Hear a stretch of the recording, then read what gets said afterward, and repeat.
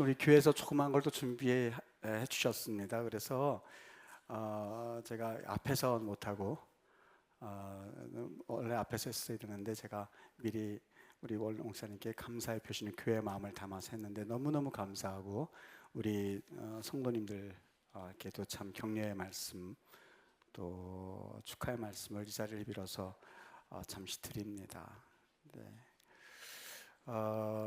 제가 짧게나마 우리 신현정 원로 목사님 뵈면서 과거엔 제가 사도 바울처럼 됐으면 좋겠다, 예수 사도 바울의 삶을 살았으면 좋겠다 하는 생각이 굉장히 있었는데 목사님이 계셔서 좀 말씀드리긴 그렇긴 합니다만 그 마음이 좀 바뀌어져서 사도 바울까지 감히 그렇게는 꿈을 못하고 원로 목사님 같은 그런 삶을 좀 나도 살았으면 좋겠다 하는 생각을 진심입니다. 진심으로 자칫만이라도 좀 쫓아가면 참 좋을 텐데 네, 그런 마음을 좀 제가 해봤습니다. 아마 힘들기는 하겠지만 불가능하지는 않겠다, 그런 생각을 해볼 텐데 참 너무 감사하고 또 여러분들도 그런 마음을 가지신 줄 믿습니다. 그래서 오늘 우리 36주년 그 교회 이 생일날 어떤 말씀 가지고 나눌까 하다가 목사님께 좀 말씀을 부탁을 드렸죠. 목사님 좀 말씀 좀 전해주세요. 그렇게 했더니 목사님께서 지난주에 하셨다고 하셔서 굳이 절 보고 하라고 하셔서 어떻게 말씀을 증거하는데 좀 어렵더라고요. 생일날 36살 청년에게 어떤 말씀을 전했으면 좋을까 생각하다가 교회라고 하는 게 무언가 하는 거를 좀 1번과 2번으로 나누어서 이번 주와 다음 주에 전하면 좋겠다 싶어서 오늘 설교 제목을 제가 교회란 무엇인가 그래서 1 이렇게 적었습니다. 2가 있을 거고 또 3도 있고 4도 있을 텐데 한 이 정도만 하면 되지 않을까 생각해 봤습니다. 예수님께서 그 사역하신 3년 기간의 전반부는 우린 잘 아는 바와 같이 기적과 설교 또 기적과 이적의 역사였습니다. 제자들이 예수님을 따라다니면서 소경이 눈을 뜨고 또 안진뱅이가 일어나고 또 물고기 2마리와 떡 5개를 가지고 5,000명을 먹이시고 또 병든 자를 고치시고 귀신을 쫓아내는 엄청난 기적의 역사들을 행하셨고 또 제자들이 그것을 목격했습니다. 아마 이것을 본 제자들은 무척 신이 났을 겁니다. 예수님께서 이 기적을 예루살렘과 갈릴리 바다에서 행하시고 그리고 어느 날 이 제자들 데리고 가이사랴 빌립보라고 하는 지역으로 제자들 인도해 갑니다. 그리고 그곳에서 조용히 제자들 앉혀놓으시고는 예수님이 대화를 하기 시작했습니다. 사람들이 나를 일컬어서 누구라고 하더냐? 라고 하는 질문이었습니다. 여러분, 예수님이 이 질문을 하시는 데는 참 중요한 이유가 있습니다. 왜냐하면 예수님을 누구라고 여기느냐라고 하는 것은 우리가 어떤 믿음 생활을 하느냐, 어떤 믿음의 색깔을 가지느냐 하는 것을 결정짓는 아주 중요한 가늠대이기 때문에 그렇습니다. 내가 만일 신앙생활을 하면서 예수님을 잘못 이해하게 되면 예수님에 대해서 잘못된 기대를 가지기 마련이지요. 만일 예수님이 정말 모든 복의 근원이라고만 생각하시는 분들에게는 교회에 와서 예수님 나 부자 되게 해주세요, 나 많은 재물 가지게 해주세요 라고 하는 기도만 하게 될 것이고 그 기도의 응답의 여부에 따라서 하나님의 여부까지 결정짓는 그런 잘못된 오류를 범하기 때문에 예수님이 누구라고 인식하느냐라고 하는 것은 우리 인생에 아니면 우리 영원한 삶을 결정짓는 아주 중요한 그 요인이기도 합니다. 제자들이 그 당시 사람들이 예수님을 향해서 어떤 생각을 가지고 있었는지 하는 것을 예수님께 아뢰기 시작합니다. 아마 수많은 사람들은 예수님을 보면서 저분은 미러클 메이커야, 기적을 자꾸 일으키는 분이야 라는 생각을 가졌는지 엘리야라고 하더이다 라는 생각을 했습니다. 또 예수님이 바리새인과 서기관들을 향해서 정확하게 잘못된 점을 지적하는 모습을 보면서 저분은 심판자 같은 역할을 하셔, 그래서 예수님을 일컬어서 저분은 세례 요한입니다 이렇게 말하는 사람도 있습니다. 그리고 예수님을 일컬어서 예레미야라고 하는 사람도 있습니다 라는 답변을 술술술 털어놓기 시작합니다. 이것을 들은 예수님께서 이번에는 그 질문의 방향을 다시 한번 정합니다. 사람들이 그러니 그런데 너희들은 나를 누구라고 생각하느냐라고 하는 질문이었습니다. 예수님이 군중들보다 예수님의 진정한 관심은 바로 제자들이었습니다. 너희는, 다른 사람은 그렇게 보는데 그렇다면 너희는 나를 누구라고 하느냐라고 질문을 합니다. 여러분, 남이 얘기하는 것 따라하기 쉽습니다. 그러나 우리 기독교는 예수님에 대한 분명한 내 고백이 있어야만 합니다. 영성이라고 하는 것은 극히 개인적인 거거든요. 가족이 나오니까 나도 교회에 나오고, 가족이 찬양하니까 나도 찬양하고, 가족이 예수님의 이름으로 기도합니다 하니까 나도 그저 예수님의 이름으로 기도하는 것 가지고서는 사실상 우리는 하나님 자녀라고 이름할 수 없습니다. 우리 기독교는 분명하게 인격적인 예수님과의 만남을 통해서, 그리고 지속적인 관계를 통해서 분명한 천국에 대한 소망의 여부가 달려있기 때문에 그렇습니다. 예수님은, 또 우리 하나님은 눈으로 보이지 않으실 뿐, 육신의 눈으로 보이지 아니하고 잡히지 않으실 뿐, 이 자리에 임재하 계신 분이기 때문에 여러분, 하나님과의 인격적인 분명한 관계를 고백할 수 있어야만 합니다. 예수님께서 다른 사람들은 나를 예레미야나 엘리야로 보지만 너희는 나를 누구라고 하느냐라고 하는 그 질문에 대해서 나서기 좋아하는 베드로가 대답합니다. 주는 그리스도시요 살아계신 하나님의 아들이라고요. 예수님이 이 답변을 들으시고 이 고백 가운데 교회를 세우시겠다고 말씀을 하셨어요. 다시 말하면 이 고백의 중요성을 우리가 여기서 알 수가 있는데, 이 모든 대한민국의 교회는 물론이거니와 전 세계 기독교, 즉 교회의 근간이 바로 이 베드로의 고백이었다는 거예요. 주는 그리스도시요 살아계신 하나님의 아들, 즉 주님은 나의 주인입니다 하는 그 고백 가운데에, 그 공동체 가운데 교회를 세우시겠다는 거였었죠.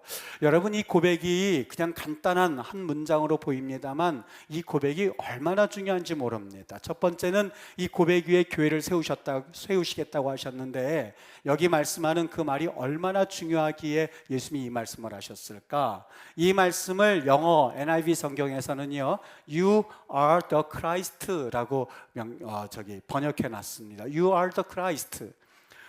과거에 여기 크라이스트라고 하는 말은 기름 부었다는 뜻입니다.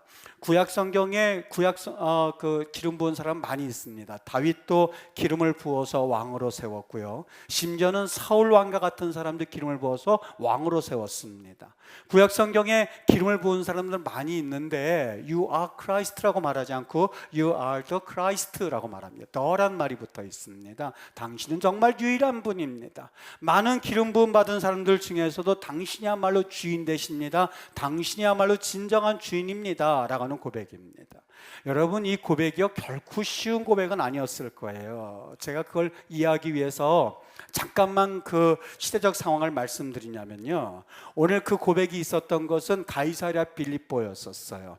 예루살렘이나 갈릴리 바다에서는 예수님이 기적 행하시는 것을 보면서 감탄했던 무리들이 예수님, 예수님이라고 하면서 그 고백을 했었을 수도 있습니다. 군중 심리에 의해서도 그 고백을 할 수도 있었습니다만, 오늘 가이사랴 빌립보라고 하는 지역은요 허허벌판입니다. 거기까지 가는 이틀 기간 동안에 아무것도 없습니다. 그리고 거기에 도착하면 나타나는 두 가지가 있는데, 하나는 큰 판신전이 있습니다. 그리고 로마 성체가 있는 장소인데, 왠지 그곳에 가면 여기가 과거에 놀라운 어떤 사건이 있었던 장소인가 보다 하는 것을 짐작할 수 있는 장소가 바로 가이사랴 빌립보입니다. 판신전에 가서 보면 풍요의 신이었습니다. 수많은 사람들이 제사를 드리고, 그리고 그 제물을 드렸던 동굴의 크기를 보면 수많은 이방 신전들과 이방 우상 숭배자들이 가득했었던 것임을 알 수가 있고요. 또 하나는 가이사 아구스투스, 시저의 그 다음 왕이었었던 가이사 아구스투스에게 이 권력을 가진 사람이 이 도시를 헤롯 빌립에게 줍니다.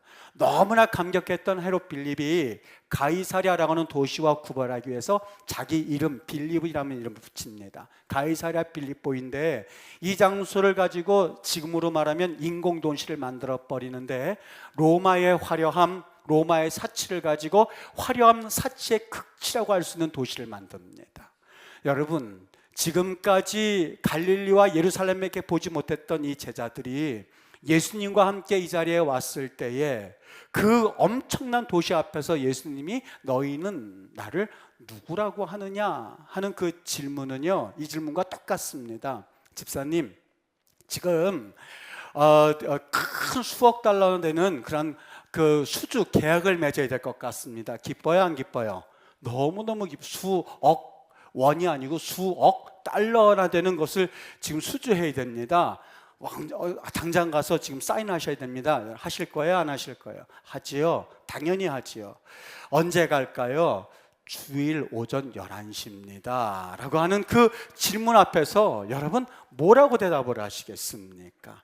오늘 베드로가 그 앞에 서 있는 거예요.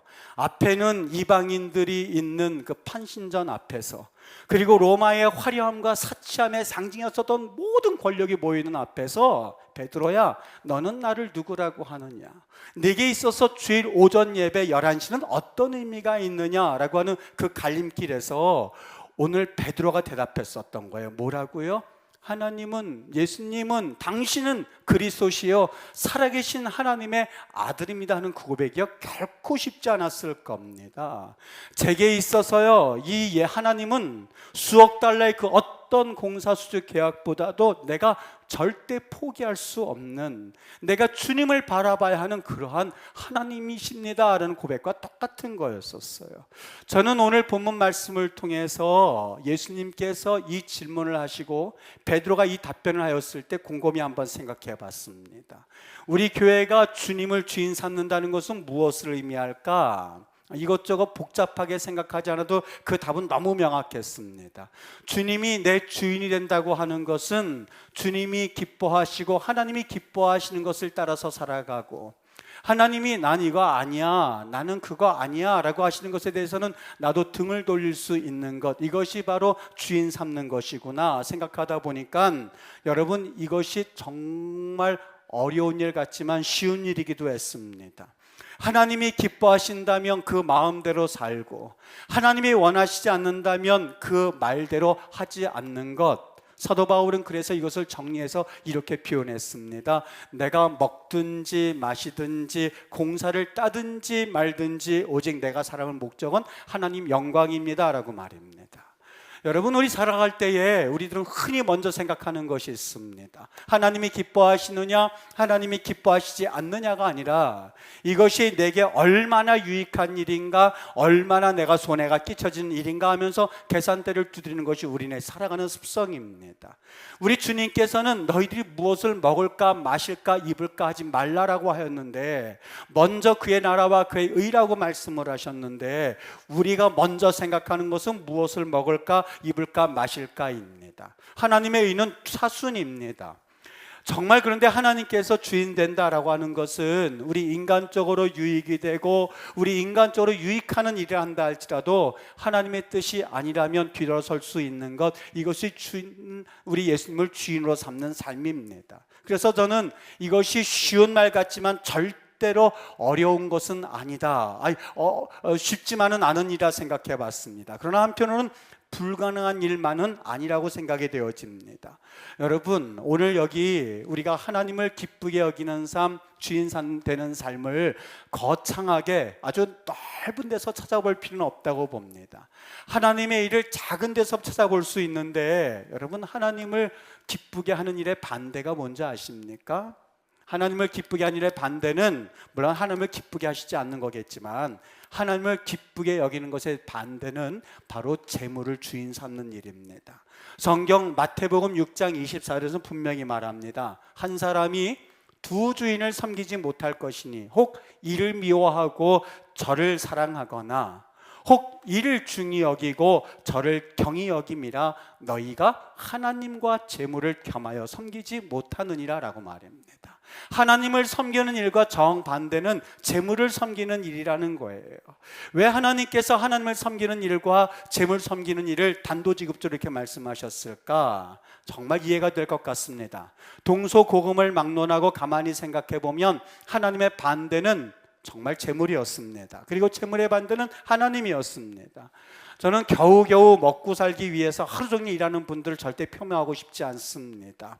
일용할 양식을 위해서 재물을 구하고 일용할 양식을 위해서 돈을 버는 것은 반드시 해야 될 일을 넘어서서 어떻게 보면 거룩한 일까지 저는 생각하는 사람 중에 한 사람입니다. 그런데 문제는 우리가 먹고 사는 단계를 지났음에도 불구하고 그 물질과 그 물질을 모으는 데 집착하는 데 있습니다. 우리가 황금 만능주의에 살고 있다 보니 그리스도인이라고 하면서도 자칫 예수를 믿는 목적과 예수를 믿는 이유가 오직 재물을 위해서 사는 사람들과 전혀 다를 바 없다는 사실에 문제가 있습니다. 여러분, 베드로에게 있어서나 그 당시 우상 숭배자들에게 있어서나 판신과 로마의 화려함은 곧 재물이었습니다. 이 앞에서 예수님께서 물으셨던 겁니다. 너는 과연 이러한 판신들과 이러한 로마의 성 앞에서 누구라고 하느냐? 라고 하는 그 대답 앞에 주는 You are the Christ라고 하는 말은 주님, 내가 최소한 돈에 목숨 걸지 않겠습니다. 주님, 내가 최소한 재물에 목숨 걸지는 않겠습니다. 하나님이 기뻐하시는 목숨 걸겠습니다는 말이 You are the Christ, 주는 당신은 그리스도라는 말에 의미로 담겨져 있습니다. 여러분, 저는 그런 의미에서 이 11조를 절대 돈으로 생각하지 않습니다. 11조는 절대 신앙의 걸음마의 시작점이라고 봅니다. 여러분, 제일 쉬운 사람이 누구라고 생각하실까요? 돈이 많고 적고를 떠나서요, 제일 쉬운 사람은 돈만 주면 다 해결되는 사람입니다. 돈만 주면 모든 것 다 통과되는 사람입니다.